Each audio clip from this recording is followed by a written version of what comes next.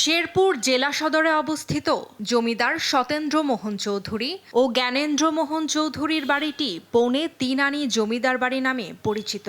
Greek স্থাপত্য শৈলীতে নির্মিত এ বাড়িটি অন্য যে কোনো জমিদার বাড়ি থেকে আলাদা।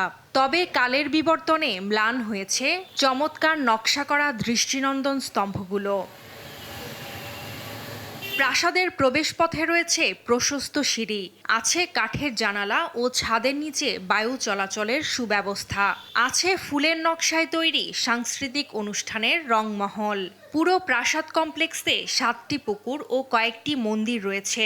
প্রাসাদের অনেক স্থানেই আছে চতুর্ভুজাকৃতির অলংকৃত স্তম্ভ, গায়ে চৌকা নকশা।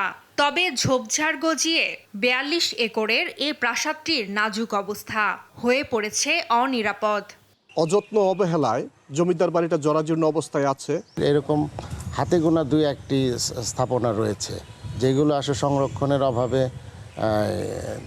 দিন বাই দিন ডে বাই ডে এগুলো নষ্ট হয়ে যাচ্ছে। এটা কৃষিভিত্তিক একটা জাদুঘর প্রতিষ্ঠিত হলে পর্যটক এবং এখানকার অধ্যয়নরত ছাত্রছাত্রীরা কৃষির আদির ইতিহাস সম্পর্কে এবং এই দেশের কৃষ্টি কালচার সম্পর্কে অবহিত হতে পারবে। পুরাকৃতি অধিদপ্তরের উদ্যোগে প্রাসাদটি সংস্কার করে রক্ষণাবেক্ষণের দাবি নাগরিক নেতাদের, আর সে লক্ষ্যে পদক্ষেপ নেয়ার কথা জানায় জেলা প্রশাসন। ইতিমধ্যে জেলা প্রশাসক শেরপুর স্যার এটি পরিদর্শন করেছেন এবং পরিদর্শনের পরে স্যারের মনে হয়েছে যে প্রত্নতত্ত্ব অধিদপ্তরে আমরা সংস্কারের জন্য বিস্তারিত লিখতে পারি এবং জেলা প্রশাসন শেরপুর এই উদ্যোগ গ্রহণ করবে। সংরক্ষণের জন্য যে প্রয়োজনীয় ব্যবস্থাগুলো সেগুলো নেওয়া হয়নি, যার ফলে এটা নষ্ট হয়ে যাচ্ছে। এই প্রাচীন স্থাপনাগুলো যদি শেরপুরে থাকতো তাহলে শেরপুর শহরটাও পর্যটনের কেন্দ্রে পরিণত হতো।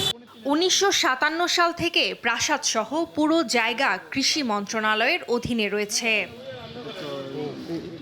নিউজ ডেস্ক, দেশ টিভি।